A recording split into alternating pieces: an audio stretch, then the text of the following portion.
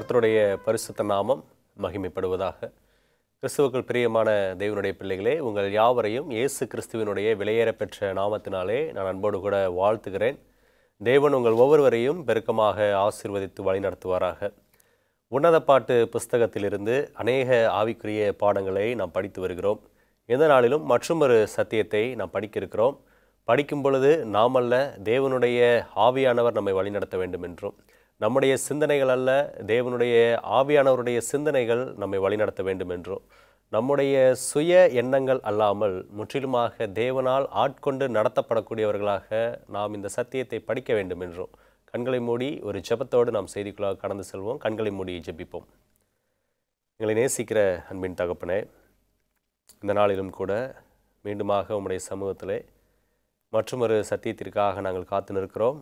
நீர் உம்முடைய சத்திய ஆவியானவராலே சத்தியத்தை எங்களுக்கு விளக்கி கொடுங்க. நாங்கள் கேட்கிறோம், நீர் பேசும். இயேசு கிறிஸ்து வழியாக ஜெபிக்கிறோம் நல்ல தகப்பனே, ஆமென். அன்பான தேவனுடைய பிள்ளைகளே, உன்னத பாட்டு புஸ்தகம் தொடர்ச்சியாக நான் சொல்லுவது தேவனுடைய அன்பின் புத்தகம். இந்த புத்தகத்தினுடைய மைய கருத்தே உடன்படிக்கையின் உறவு, அன்பு.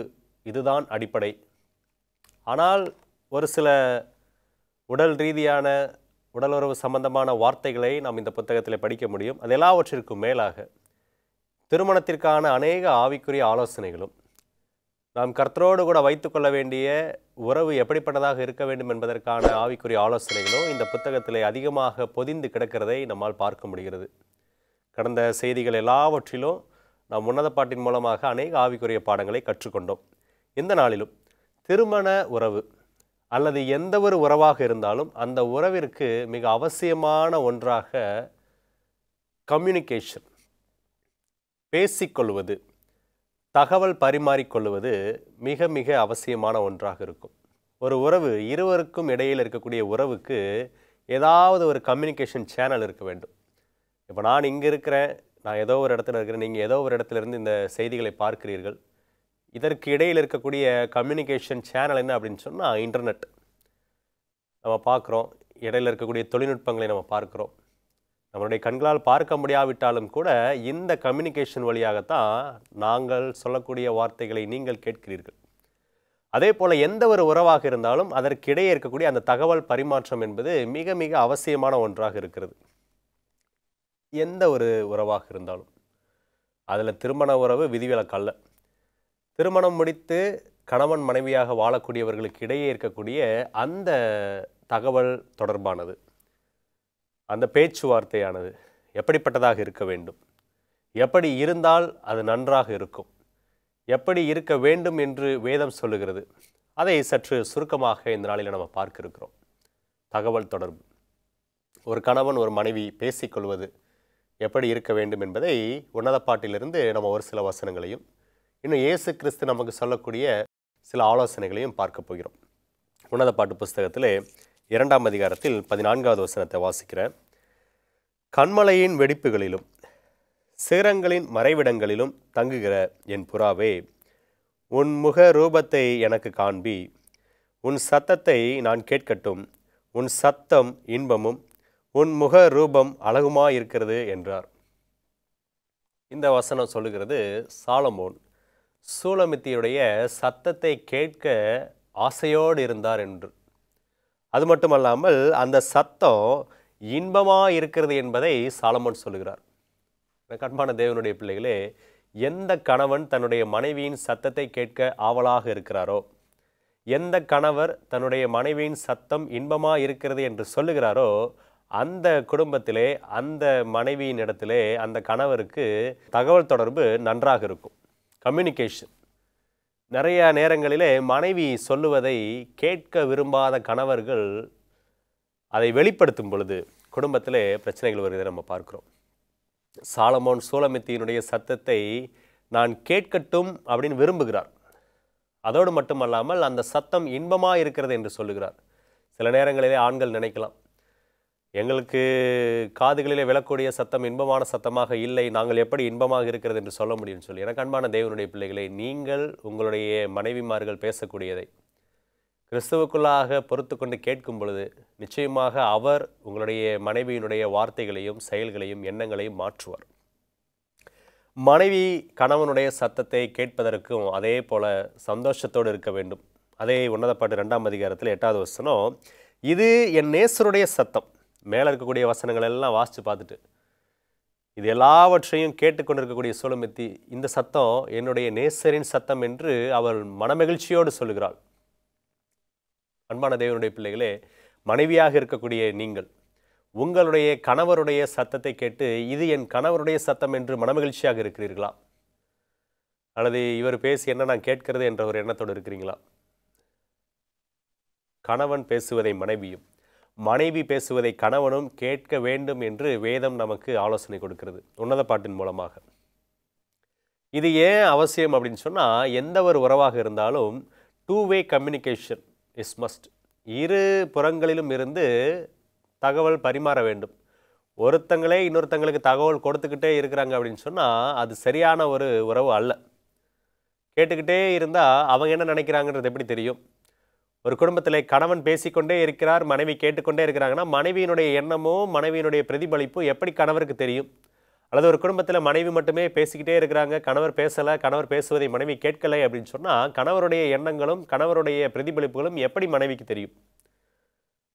இந்த இரண்டும் ஆவிக்குரிய பாடத்தை நமக்கு கற்றுக் கொடுக்கிறது. முன்னதாகவே சொன்ன சாலமோன் யாரை அடையாளப்படுத்துகிறார் என்று சொன்னால் இயேசு கிறிஸ்துவை அடையாளப்படுத்துகிறார். சூலமித்தி யாரை அடையாளப்படுத்துகிறாள் என்று சொன்னால் அவள் இயேசு கிறிஸ்துவினுடைய ஜனங்களை அடையாளப்படுத்துகிறாள். எப்படி சாலமோன் பேசுவதை சூலமித்தி ஆசையோடு கேட்டாலோ, சூலமித்தி பேசுவதை சாலமோன் கேட்க வாஞ்சையோடு இருந்தாரோ, அதே போல இயேசு கிறிஸ்து நம்மோடு பேச வேண்டும் என்றோ நாம் இயேசு கிறிஸ்துவோடு பேச வேண்டும் என்றோ வேதம் நமக்கு சொல்லிக் கொடுக்கிறது.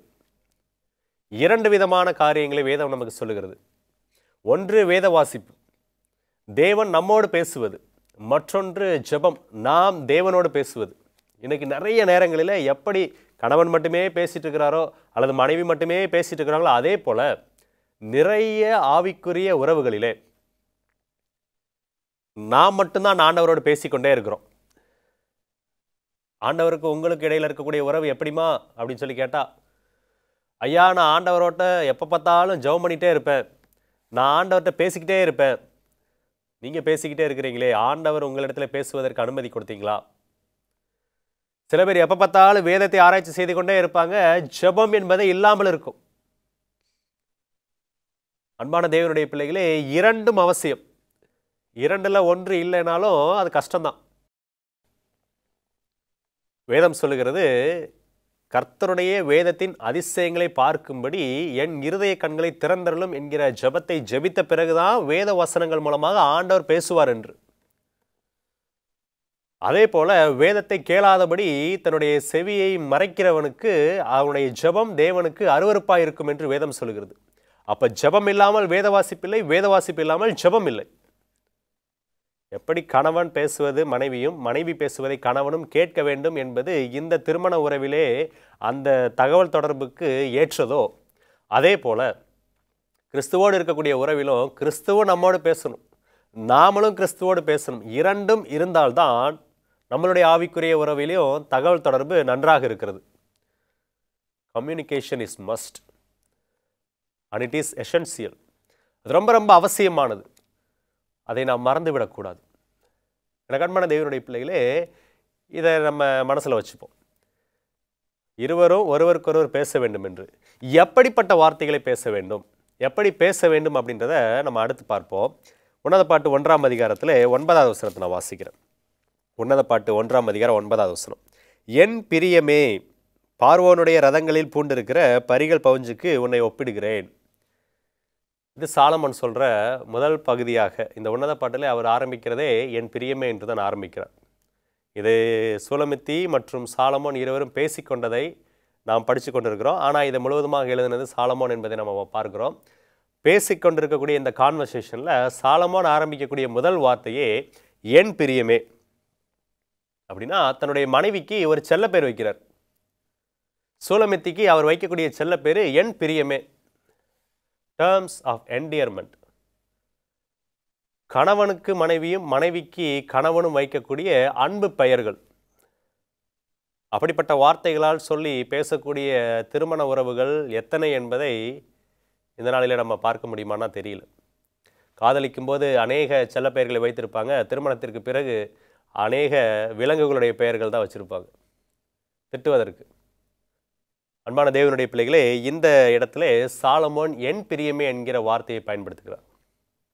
கணவனுக்கும் மனைவிக்கும் இடையே இருக்கக்கூடிய அந்த தகவல் தொடர்பிலே, பேசுவதிலே, பேச்சுவார்த்தையிலே அன்பான வார்த்தைகள், செல்ல பெயர்கள் இருப்பது நன்மை என்று வேதம் நமக்கு சொல்லுகிறது. சாலமோனுக்கு சூலமித்தி வைத்த பெயர் என்ன அப்படின்னு சொல்லி வாசிக்கும் பொழுது நிறைய இடங்களில் நம்ம வாசிக்க முடியும். 2ஆம் அதிகாரம் 3வது வசனத்தை நான் வாசிக்கிறேன். காட்டு மரங்களுக்குள்ளே கிச்சிலி மரம் எப்படிப்பட்டதாக இருக்கிறதோ அப்படியே குமாரருக்குள்ளே என் நேசர் இருக்கிறார்.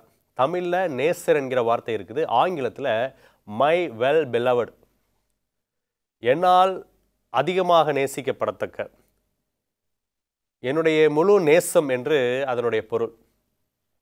மனைவி கணவனை அன்பாகவும் கணவன் மனைவியை அன்பாகவும் அழைக்கக்கூடிய வார்த்தைகள் உங்களுடைய பேச்சுவார்த்தையில் இடம்பெற வேண்டும்.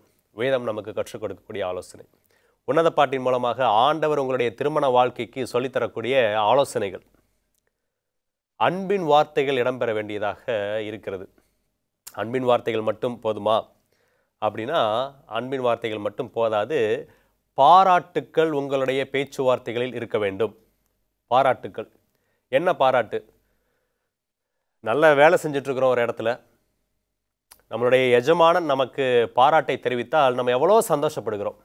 அதே போல தான் திருமண உறவும். அதே போல தான் கணவனுக்கு மனைவி கொடுக்கக்கூடிய பாராட்டும், அதே போல தான் மனைவிக்கு கணவன் கொடுக்கக்கூடிய பாராட்டும். கணவன் மனைவி இருவரும் ஒருவருக்கொருவர் பேசிக்கொள்ள வேண்டும் என்பது முதல் ஆலோசனை. இரண்டாவதாக, பேசிக்கொள்ளும் பொழுது அன்பின் வார்த்தைகள் வெளிப்பட வேண்டும் என்பது இரண்டாவது ஆலோசனை.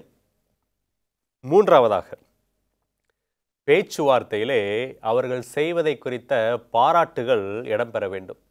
என்ன பாராட்டுகள் எல்லாம் உன்னத பாட்டு இருக்குன்னு நம்ம பார்ப்போம். சாலமோன் 1ஆம் அதிகாரத்தில் 3-4 வசனங்களை வாசிக்கும் பொழுது சூலமித்தி சாலமோனுடைய புகழை பாராட்டி சொல்லியிருப்பாங்க. எப்படி அப்படின்னு சொன்னால், உமது பரிமள தைலங்கள் இன்பமான வாசனையுள்ளவைகள், உமது நாமம் ஊற்றுண்ட பரிமள தைலமாக இருக்கிறது, ஆகையால் கன்னியர்கள் உம்மை நேசிக்கிறார்கள். என்னை இழுத்து கொள்ளும், உமக்கு பின்னே ஓடி வருவோம். ராஜா என்னை தமது அறைகளில் அழைத்து கொண்டு வந்தார். நாங்கள் உமக்குள் கலிகூர்ந்து மகிழ்வோம். திராட்சரசத்தை பார்க்கிலும் உமது நேசத்தை நினைப்போம். உத்தமர்கள் உம்மை நேசிக்கிறார்கள். அன்பான தேவனுடைய பிள்ளைகளே, சூலமித்தி சாலமோனை குறித்து பாராட்டு கடிதம் கொடுக்கிறாள்.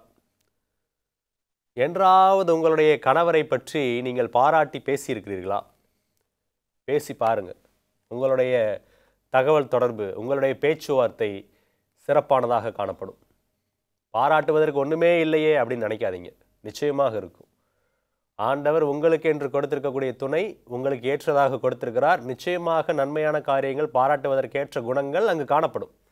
நீங்கள் குறைகளை மட்டும் நோக்கக்கூடியவர்களாக இருக்காதீங்க. இயேசு கிறிஸ்துவினுடைய எடுத்துக்காட்டை நம்ம பின்னாடி பார்க்க இருக்கிறோம். அதை பார்க்கும் பொழுது உங்களுக்கு நன்றாக புரியும் நாம் எப்படி மற்றவர்களை பார்க்க வேண்டும் என்று. சாலமோன் சூலமித்தியை குறித்து பாராட்டு சொல்லக்கூடியதை நம்ம பார்ப்போம். 1ஆம் அதிகாரத்தில் 8-9 வசனங்களை வாசிக்கிறேன். ஸ்திரீகளில் ரூபவதியே, எப்படி பாராட்டுறார் பார்த்தீங்களா? ஸ்திரீகளில் ரூபவதியே. 9வது வசனத்தை வாசிக்கும் பொழுது, என் பிரியமே, பார்வோனுடைய ரதங்களில் பூண்டிருக்கிற பரிகள் பவுஞ்சுக்கு உன்னை ஒப்பிடுகிறேன். இன்னும் நிறைய இடத்துல அவர் பாராட்டியிருப்பார். லீலி புஷ்பம், எத்தனையோ இடங்களில் வந்துட்டு மானுக்கு ஒப்பாக. உங்களுடைய மனைவியை நீங்கள் பாராட்டியிருக்கிறீர்களா? கணவர்களுக்கு கேட்கக்கூடிய கேள்வி. உங்களுடைய பேச்சுவார்த்தை ரெகுலராக இருக்கணும்.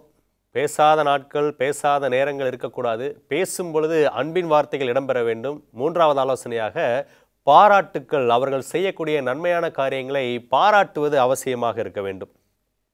ஏன் இதெல்லாம் அவசியம் அப்படின்னு சொன்னால், ஸ்நேகத்திற்கு கனம் பண்ணுதல் அவசியம் என்று வேதம் நமக்கு ஆலோசனை சொல்கிறது. எந்த ஸ்நேகமாக இருந்தாலும் அதில் கனம் பண்ணுதல் மிக மிக அவசியம். ரோமர் 12ஆம் அதிகாரம் 10வது வசனத்தை வாசிக்கிறேன். சகோதர ஸ்நேகத்திலே ஒருவர் மேல் ஒருவர் பட்சமாயிருங்கள். 9வது வசனத்தை வாசிங்கன்னா அன்பை குறித்து இருக்கும். தொடர்ந்து நான் வாசிக்கும் பொழுது, கனம் பண்ணுகிறதிலே ஒருவருக்கொருவர் முந்திக் கொள்ளுங்கள். என்னுடைய கணவர் பாராட்டட்டும், அப்புறம் நான் பாராட்டுறேன்னு மனைவிகள் காத்திருக்க வேண்டிய அவசியம் அல்ல. அதே போல் கணவன் என்னுடைய மனைவி என்னை பாராட்டட்டும், அப்புறம் நான் பாராட்டுறேன் என்பதற்கான காத்திருக்க வேண்டிய அவசியம் இல்லை. கனம் பண்ணுகிறதிலே ஒருவருக்கொருவர் முந்திக் கொள்ள வேண்டும் என்று வேதம் சொல்கிறது. எனக்கு அன்பான தேவனுடைய பிள்ளைகளே, உங்களுடைய பேச்சுவார்த்தை உங்கள் குடும்பத்தில் எப்படிப்பட்டதாக இருக்கிறது? அவள் வந்து பேசட்டும்னு காத்துட்டு இருக்கிறீங்களா கணவன்? அப்படி இருக்கக்கூடாது. அல்லது அவர் வந்து பேசட்டும்னு காத்து கொண்டு இருக்கிறீர்களா மனைவி? அப்படி இருக்கக்கூடாது. கனம் பண்ணுகிறதிலே ஒருவருக்கொருவர் முந்திக் கொள்ள வேண்டும். சகோதர சிநேகத்திலே ஒருவருக்கொருவர் பட்சமாயிருங்கள். நீங்கள் கனம் பண்ணும் பொழுது உங்களுடைய சிநேகமானது இன்னும் அதிகரிக்கும். நீங்கள் ஒருவரை ஒருவர் பாராட்டும் பொழுது உங்களுடைய சிநேகமானது இன்னும் அதிகரிக்கும். நான் முன்னாடியே சொன்னேன், பாராட்டுறதுக்கு தான் ஒன்றுமே இல்லையே, குறை தான் தெரியுது அப்படின்னு சொல்லி நினச்சிங்கன்னா, இயேசு கிறிஸ்து பார்த்த கண்ணோட்டத்தை நம்ம இப்போ பார்க்க போகிறோம். இயேசு கிறிஸ்துவினுடைய 3 எடுத்துக்காட்டுகளை நம்ம வாசிக்க இருக்கிறோம். மற்ற 26ஆம் அதிகாரத்திற்கு நம்முடைய கவனத்தை திருப்புவோம். மற்ற 26ஆம் அதிகாரத்தில் 7லிருந்து 13 வசனத்தை வாசிக்கும் பொழுது, இங்கு அவருக்கு ஒரு ஸ்திரீயானவள் ஒரு எண்ணெய் குப்பியை எடுத்துகிட்டு வந்து, பரிமள தைலத்தை எடுத்துகிட்டு வந்து அவள் அபிஷேகம் பண்ணுகிறதை நம்ம பார்க்குறோம். இந்த ஸ்திரீயினுடைய வாழ்க்கையிலே குறைகள் மட்டும்தான் இருந்தது. இந்த ஸ்திரீயை பார்த்து எல்லாரும் கல்லெறிய வேண்டும் என்று சொன்னாங்க. ஆனால் ஆண்டவர் சொன்னார், ஸ்திரீயை நீ போகலாம், நானும் உன்னை குற்றவாளி என்று தீர்க்கிறதில்லை, இனி பாவம் செய்யாதேன்னு சொல்லி அனுப்பிவிட்டார். பாராட்டுறதுக்கு ஒன்றுமே இல்லை. ஆனால் இந்த ஸ்திரீ செஞ்ச செயலை பாருங்க. ஒரு ஸ்திரீ விலையேற பெற்ற பரிமள தைலமுள்ள வெள்ளைக்கல் பரணியை கொண்டு வந்து அவர் போஜன பந்தியில் இருக்கும்போது அந்த தைலத்தை அவர் சிரசின் மேல் ஊற்றினாள். எல்லாரும் பார்த்து, இது எவ்வளோ விலையுயர்ந்த தைலம், இப்படி ஊற்றி வேஸ்ட் ஆக்கியாச்சே, இதை விற்று தரித்திரர்களுக்கு கொடுத்தலாமே என்றெல்லாம் சொல்லி பேசிகிட்டு இருந்தாங்க. 12வது வசனம், ஆண்டவர் அந்த ஸ்திரீயை பாராட்டுவதை நம்ம பார்க்கிறோம். எல்லாருடைய கண்களுக்கும் குறைவு தான் தெரிஞ்சிச்சு, ஆனால் இயேசு கிறிஸ்து கண்ணுக்கு பாராட்ட வேண்டும் என்ற நிறைவு தெரிந்தது. 12வது வசனத்தை வாசிப்போம். இவள் இந்த தைலத்தை என் சரீரத்தின் மேல் ஊற்றினது என்னை அடக்கம் பண்ணுவதற்கு எத்தனமான செய்கையாக இருக்கிறது. இந்த சுவிசேஷம் உலகத்தில் எங்கெங்கே பிரசங்கிக்கப்படுமோ அங்கங்கே இவளை நினைப்பதற்காக இவள் செய்ததும் சொல்லப்படும் என்று மெய்யாகவே உங்களுக்கு சொல்லுகிறேன் என்றார். மற்ற எல்லாருடைய பார்வையிலும் அந்த ஸ்திரீ செய்தது தவறாக தெரிந்தாலும் இயேசு கிறிஸ்து பாராட்ட வேண்டும் என்கிற எண்ணத்தோடு அதை பார்த்தார். உங்களுடைய கணவன் செய்யக்கூடியதில் குறைதான் இருக்குன்னு நீங்கள் பார்த்தீங்கன்னா குறை தான் இருக்கும். என்ன பாராட்டுவதற்கு இருக்குன்னு நிறைவாக நீங்கள் பார்க்கும் பொழுது நிச்சயமாக பாராட்டுவதற்கான காரணங்கள் காணப்படும். அதே போல் உங்களுடைய மனைவி செய்வது எல்லாம் குறைவாக உங்களுடைய கண்களுக்கு தெரியுதுன்னா நீங்கள் பார்க்கிறதே குறை சொல்லணுன்ற எண்ணத்தோட பார்த்து கொண்டு இருக்கிறீங்கன்னு அர்த்தம். அப்படி பார்க்காதீங்க. இயேசு கிறிஸ்து அப்படி பார்க்கல. மரியாளை குறித்து இந்த வேதத்தில் நம்ம வாசித்தோம். மரியாளை பாராட்ட வேண்டும் என்று அவர் பார்த்தார். மரியாளை மற்ற சீஷர்கள் குற்றவாளியாக அல்லது குறை சொல்வதற்கு பார்த்து கொண்டிருக்கக்கூடிய வேளையிலே இயேசு கிறிஸ்து பாராட்டினதை நம்ம பார்த்தோம். 2வது எடுத்துக்காட்டாக லூக்கா 19ஆம் அதிகாரத்தில் நம்ம சகைவை குறித்து வாசிப்போம். லூக்கா 19ஆம் அதிகாரத்தில் சகைவை குறித்து வாசிப்போம். ஊரே கரிச்சு கொட்டுன ஒரு ஆள், யாருமே அவரை பாராட்டுவதற்கு ஒரு நல்ல குணம் கூட கிடையாது. அப்படிப்பட்ட ஒரு மனுஷனை பார்த்து ஆண்டவர் சொல்கிறார். 5வது வசனம் லூக்கா 19:5.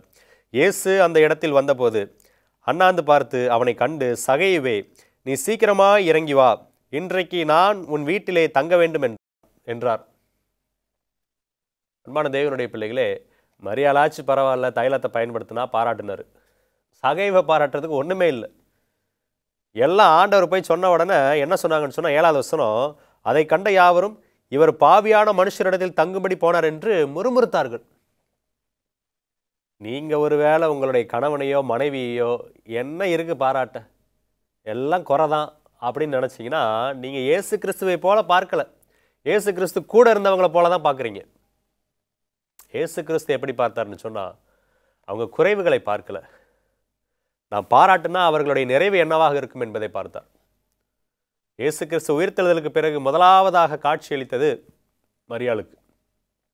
அதே போல் சகை இங்கே என்ன பண்ணுறாருன்னு சொன்னால், இயேசு கிறிஸ்து என் வீட்டில் வந்து தங்குறேன்னு சொல்லிட்டாரே என்பதை கேட்ட உடனே 8வது வசனம், சகையை நின்று கர்த்தரை நோக்கி, ஆண்டவரே, என் ஆஸ்திகளில் பாதியை ஏழைகளுக்கு கொடுக்கிறேன். நான் ஒருவனிடத்தில் எதையாகிலும் அநியாயமாய் வாங்கினதுண்டானால் நாளத்தனையாக திரும்ப செலுத்துகிறேன் என்றார். நிகழ்மான தேவனுடைய பிள்ளைகளே, பாராட்டி பாருங்கள். அதன் பிறகு உங்களுடைய கணவனாக இருந்தாலோ அல்லது உங்களுடைய மனைவியாக இருந்தாலோ அவர்களுடைய செயல்கள் நிச்சயமாக மாறினதாக காணப்படும்.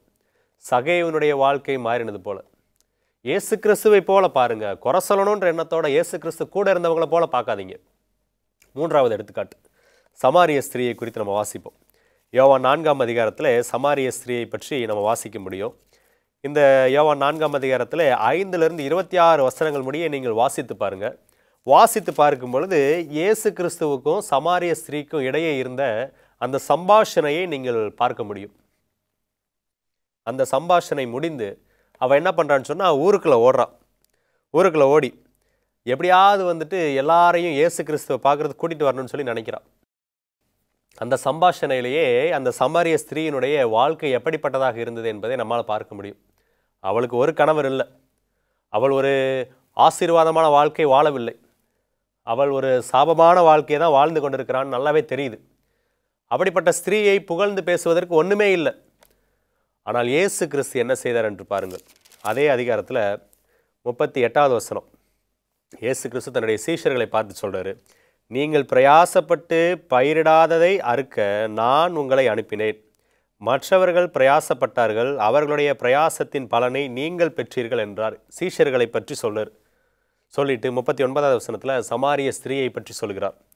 நான் செய்த எல்லாவற்றையும் எனக்கு சொன்னார் என்று சாட்சி சொன்ன அந்த ஸ்திரீயினுடைய வார்த்தையின் நிமித்தம் அந்த ஊரில் உள்ள சமாரியரில் அநேகர் அவர் மேல் விசுவாசம் உள்ளவர்களானார்கள்.